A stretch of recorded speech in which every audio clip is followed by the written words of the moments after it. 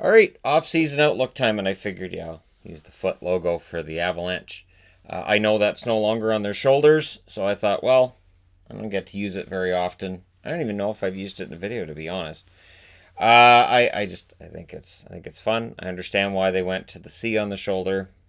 It's not bad either, but the Bigfoot thing's kind of cool too. Now, what's also kind of cool is Colorado looks pretty good, and they got tons of cap space. Anytime there's a trade rumor involving somebody who's owed money or anything, they'll say, well, Colorado has the cap space. They can take them on. These are people who don't look down the road. Joe Sakic has been looking down the road the whole time. Joe Sakic clearly has a plan, and it started with the Matt Duchene trade. And ever since then, he really hasn't deviated from that plan. I would be very surprised if the Colorado Avalanche picked up a big contract because, yes, they can afford it at $59.1 million spent for next year, but they really shouldn't. And they really shouldn't because next summer, 2021, Grubauer, Landeskog, and the big one, Cale Makar, are all due for raises. Now, Grubauer makes about $3 million. Landeskog makes almost $6 million. And Makar, he's coming out of his entry-level contract. All three of those players very likely to get raises. Grubauer, you might be able to get away with $3 million again on an extension. Landeskog, I can't see how you offer him less than $6 million.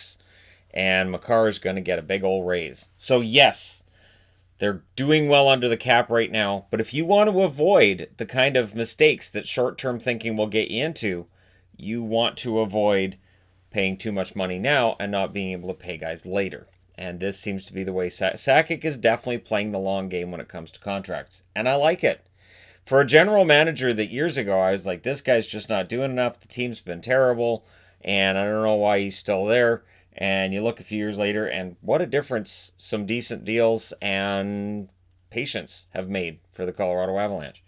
Their last three seasons are a good example of this. This season, of course, at the pause, 42, 20, and 8, 92 points. 2018-2019, so last year, 38, 30, and 14 with 90 points. And the year before, 43, 30, and 9 with 95 points. And I know there are those who are going to say, well, we're not going to have any kind of conclusion to the season. But when your team goes 42, 20, and 8, 92 points, you shouldn't have to feel bad for wanting to see how things are going to turn out in the end. Because for Colorado, I picked them to be Stanley Cup finalists before the season started. I haven't seen anything during the season to tell me they can't still do that. They had a lot of injuries along the way, and they've still put together an excellent record. They still look like a team that would finish with over 100 points in an 82-game schedule easily, and no reason to think they can't go on a bit of a run in the playoffs. Now, their best contract, I went with Nathan MacKinnon because he's only $6.3 million until 2023, but this also illustrates the issue for Joe Sakic. Next summer, you've got these three big names. 2 summers after that, you've got MacKinnon. You can't be going out and throwing $10 million a year at somebody for 7 years because it's going to hose your team 3-4 years down the road. You're going to be in a position where you're sacrificing depth because you wanted to get that one guy, and you might be sacrificing the team that you currently have to get that one player. So I could understand them having been tied to certain rentals, but not anybody with any term, and certainly not in a position to go out and spend a bunch of money on free agents. It just doesn't make sense. Worst contract? I hunted. I guess Eric Johnson at $6 million till 2023, so he comes off the books at the same time as MacKinnon. By then, they're probably ready to move on from him. They might be ready to move on from him as soon as this summer, depending on how their defense looks with these kids that I'll get to. But I don't think Johnson's contract is bad at $6 million. That's why there's a question mark, because you might be able to argue Donskoy at 3.9, Comfort at 3.5. Like, it's hard to find a bad contract on this team, which is part of how Sakic has put this together and stayed so far under the cap. So why rush to go out and spend his money? He's been very, very smart, very prudent. He has had his targets he goes out and gets. And outside of that, he's been very smart with the money. And then what it does, too, is that when you have a team that's already got some success and you're trying to sell a player on the idea of coming to that team, you may be able to get him for cheaper. You might want $8-9 million to play for Ottawa. And you might be able to get him for $6.5 because he has a chance to maybe win a Stanley Cup. And then, of course, there's other bonuses you might throw in at some point. There's other, you might be throwing a cash bonus at them on July 1st of $3 million that Ottawa can't equal, that kind of thing. But it's all about the cap hits and staying underneath that cap. And right now, Colorado is not a team that has any problem staying under the cap. But all year, every time a guy was available, you'd hear, well, Colorado. Well, clearly Colorado's a fit. Colorado would be a good, look at their cap space. Look at their cap space. Again, look at the contracts that are coming up and when. Don't be foolish and think short term when it comes to Colorado. And I might be talking to the media that way. Some fans as well that go, oh, well, yeah, we could take a run at this guy. No. Seriously, don't do it. Don't fall into that trap. Take it from a Canucks fan that's watched them do it.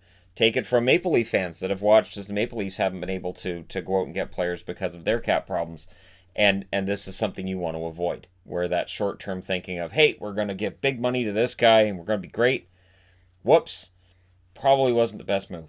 Now, their UFA list is interesting. Vladimir Namestnikov seemed to enjoy himself in Colorado, but does he end up getting re-signed? It depends on how much he's going to want. Barberio probably just expires, and if he wants to stick around, he can stick around for cheap. Same with Kevin Connauton. Michael Hutchinson, he was on the lineup because of Grubauer being hurt, so he came in that trade. And of course, Wilson, UFA, and if you've forgotten that Colin Wilson's a member of the team, he's been hurt so much, and it's gone on for long enough. I would be very surprised if he returns to Colorado, and if he does, it'll be for a cheap contract. But hey, that means that they don't have any big pending UFAs they have to really worry about. Now, RFAs is where things get interesting. So Burakovsky has arbitration rights as well. Burakovsky's going to get some money, and Burakovsky already makes a pretty decent chunk of change. The thing is, he's proven this year in Colorado he's worth every single penny. So how much is that worth? That's something that Sakic's going to have to work his magic on. Jost is out there as RFA. Jost was rumored to be on his way out of town before the deadline. It didn't happen. I like Jost, the way he's played so far in the second half of the season before the pause.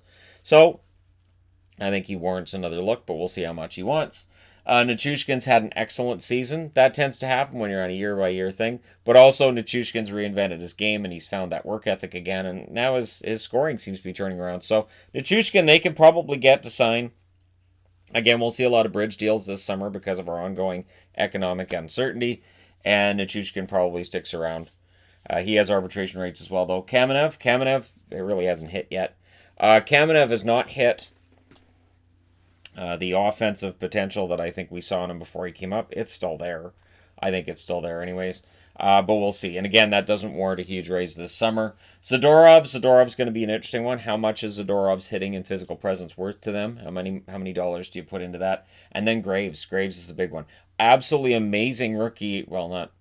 I mean, it's a rookie year, but when you think about it, he's a bit older than other guys who you're going to look at as rookies on this team and just in general around the NHL. And with Graves, don't overpay him. Again, it'll be a bridge deal. I don't think they'll overpay him. Sakic's been smart when it comes to the contracts, as you can see. Really hasn't overpaid anybody that you can look at and go, wow, Colorado would be so much better if they didn't have this contract on the team. You can't really say that with Colorado. So rookie watch. Obviously, Bowen Byram's the big one. Bowen Byram, who didn't stick in camp and needed some more time, got that time in juniors. He needs to play next year. I would be very surprised if he doesn't end up making the team out of training camp. And he could be a big player, which is why some of their defense may end up on their way out of town. Why a guy like Eric Johnson may find himself being off the team sooner rather than later. Connor Timmins as well. He had a couple of games towards the start of the season. And Timmins has shown enough in the minors. I think he warrants a good look next year. Martin Kaut, of course, played 9 games for them before the break. And looked good. He did. He looked good. So these are important contracts, again, when you've got other guys that are up and due next year. To have other guys you can have for cheap. That helps. Jacob McDonald, player that I talked about who came out and played for Florida a couple seasons back. I thought he looked decent. I think the defensive side of the game is more what they're worried about with him, so he's been playing well enough for their AHL franchise. Probably warrants a look out of camp, because again, if you're going to move on from Barberio and Connauton, give McDonald a look. McDonald's one of those guys that I'm probably going to be looking back 5 or 6 years from now and say, I swear, I thought McDonald would make the NHL and be pretty good. But we'll see what happens there. The good news, if you're an Avs fan, is they're not relying on Byram coming in. Byram doesn't have to be a hero. You've already got Makar. You've got a pretty good defense there. And this is a team that's got depth. We've seen that through injuries. They were still playing well during some massive injuries to big names. And I think the future is really, really bright for Colorado. Again, Joe Sakic has put a team together that is quite good in every area of the game. And I am a huge fan of Pavel Francouz as well. So as long as this team, can manage to stay well below the cap, and again, some of these guys are going to eat into this as well. So you got to think, they'll be a lot closer to the cap once all the restricted free agency stuff is done than they are right now projected to be. But I don't see them being a cap team. I don't see them going out and getting a big name. I really don't. Because again, you have to remember next summer. You have to remember 2 summers after that. You can't have short-term thinking when it comes to the salary cap. It will always bite you in the A. But there you go. Let me know your thoughts in the comment section below as always. Don't forget to hit like and subscribe if you're browsing your way through. You just happened upon this video. Remember, stay home as often as you can, and again as you can, because there are some people that still are working through all this. And if you're out and you're working and doing that, stay as safe as possible. And hey, thank you guys so much for watching, for all your support. I will talk to you again soon.